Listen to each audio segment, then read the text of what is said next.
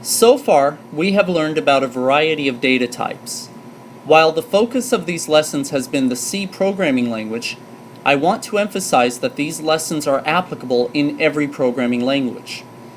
Fundamentally, we learned that every number, as well as every character of text, is encoded in binary in a certain way and then stored in memory. We learned that you can specify exactly what type of format you wish to use with certain keywords, such as signed or float.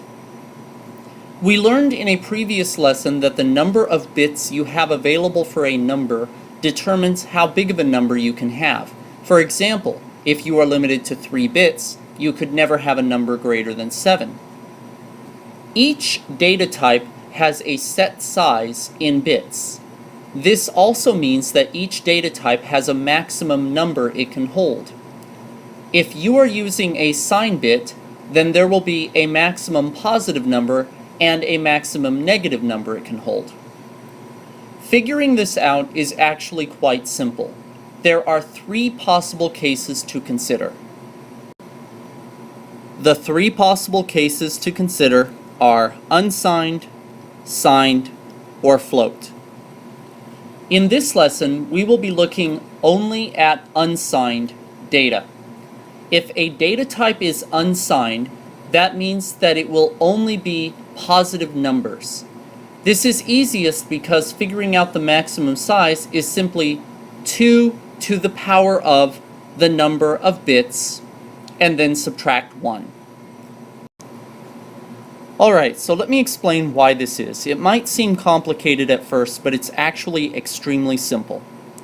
So if you have 3 bits, the maximum value you can store is 7. Why is that? Well, because with 3 bits there are 8 total possibilities you can store, but one of those possibilities is 0, because we start counting with 0, and then we work our way up to 111, which is 7. So when you are counting in base 2, which is binary, first you have your ones place, which is 2 to the power of 0. Then you have your twos place, which is 2 to the power of 1. Your fours place, which is 2 to the power of 2, and so on. Now this is the same thing as in base 10, except in base 10 you have your ones place, which is 10 to the power of 0. You have your tens place, which is 10 to the power of 1. And then hundredths, which is 10 to the power of 2, and then thousandths, and so on.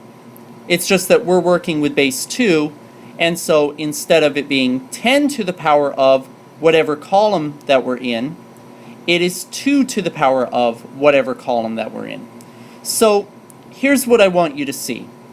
If you have 3 bits, then if you want to know what is the maximum value you can store in 3 bits, you simply say that 2 to the power of 3 is 8, and then 8 minus 1 is 7, and therefore you know that with 3 bits you can store a maximum value of 7.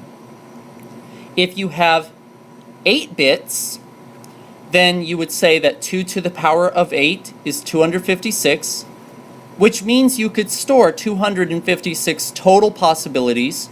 One of those possibilities is 0, which means the maximum number that you can store is 255, which is 2 to the power of 8 minus 1.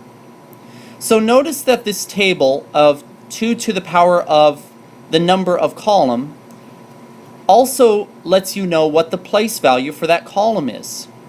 First we have the ones place, then 2, 4, 8, 16, and so on. So if you have 16 different bits and you want to know what is the maximum value you can store, you just simply plug 2 to the power of 16 into your calculator and subtract 1. So let's take a look at this in action.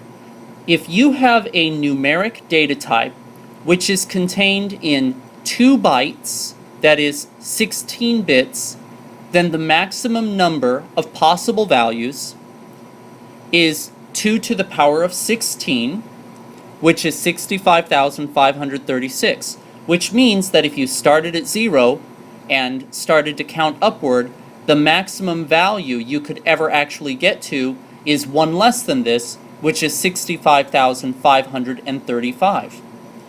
Now, keep in mind that whenever you are working with different data types, whether it is C or any other programming language, there's always going to be a minimum and a maximum value, and that minimum and maximum value is always going to be determined by the number of bits that a given value is being stored in.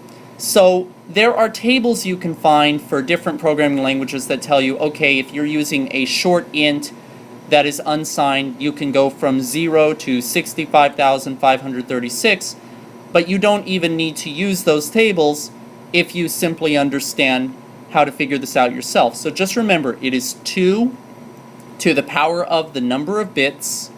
That tells you how many total possible values you can store, and if you subtract 1 from that, you get the highest possible number you can store.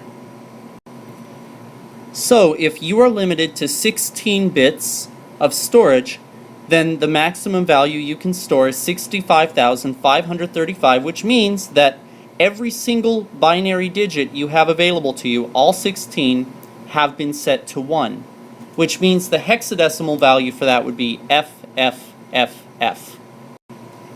This is another way of saying that with the value 65,535, we have used up all of the available 16 bits available for storage, and we simply cannot hold a larger number. You may wonder why you need to know this, and the answer is very simple. Anytime you ever have a mathematical calculation in your program that exceeds the maximum value of a given data type, your program will fail. In later lessons, I will go into the specifics of what these limits actually are. Remember that the maximum values, as well as the size in bytes of each data type, may differ between compilers. There are, however, certain requirements that all compilers must follow. We will explore that in greater detail later on.